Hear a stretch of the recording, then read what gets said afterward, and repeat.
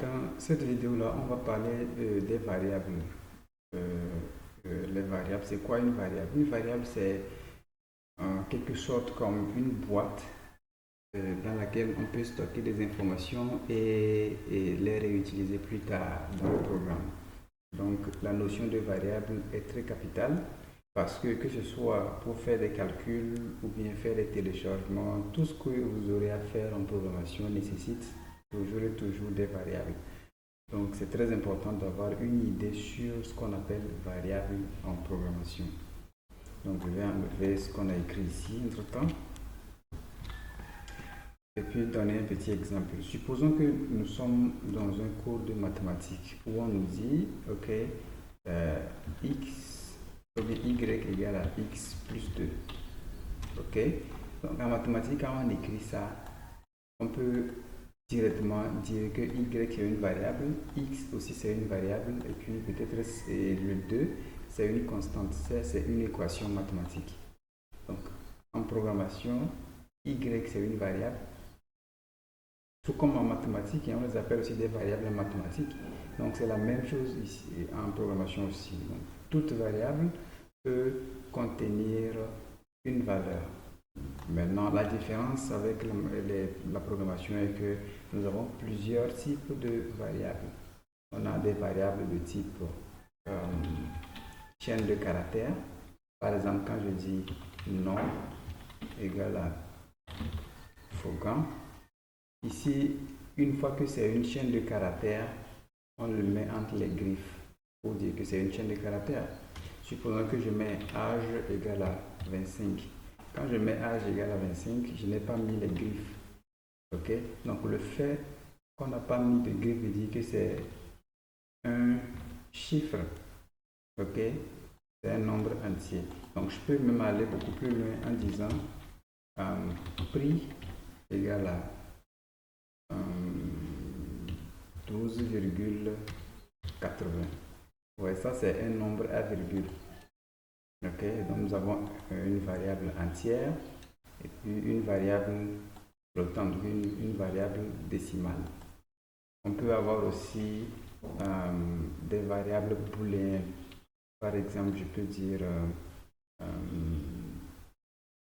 que voter égale à true, true avec grand T. Donc ça peut être true ou bien false. Ok. Si c'est pas true, ça peut être false. Donc ça dépend.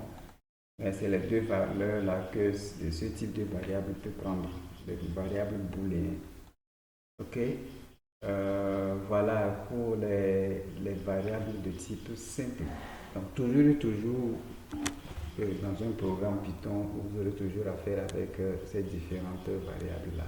Donc ça c'est les variables basiques. Dans la prochaine vidéo, on va essayer de voir les variables composées ou bien les variables complexes de Python.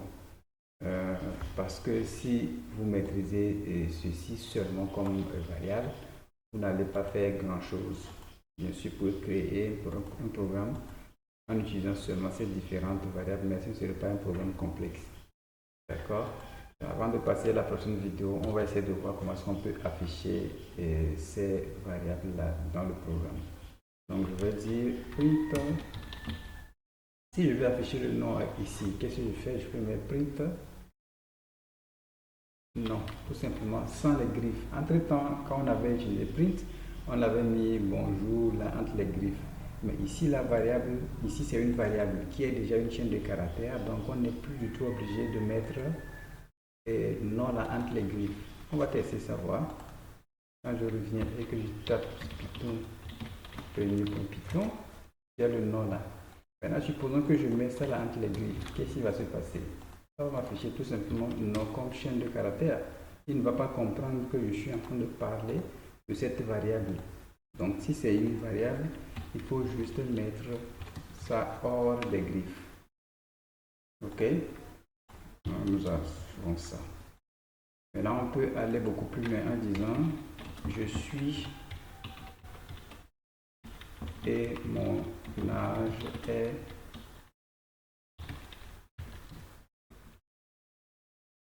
voilà.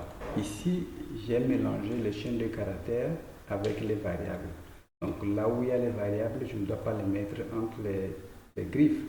Et je sépare tout ça là à partir des virgules. On va tester, voir ce qui se passe. Voilà, on me dit je suis Fogan et mon âge est 25. Donc on voit clairement que ça marche. Avant que je n'oublie, il y a aussi un autre type de variable qu'on appelle les caractères. Par exemple, la lettre F. Là, on les met entre les simples côtes. Les griffes tout simplement, les simples griffes là. Voilà pour les types basiques de Python que vous devez maîtriser et leur façon de les afficher. Donc pour afficher une variable, on n'a pas besoin de mettre ça entre les griffes, comme c'est dans l'exemple ici.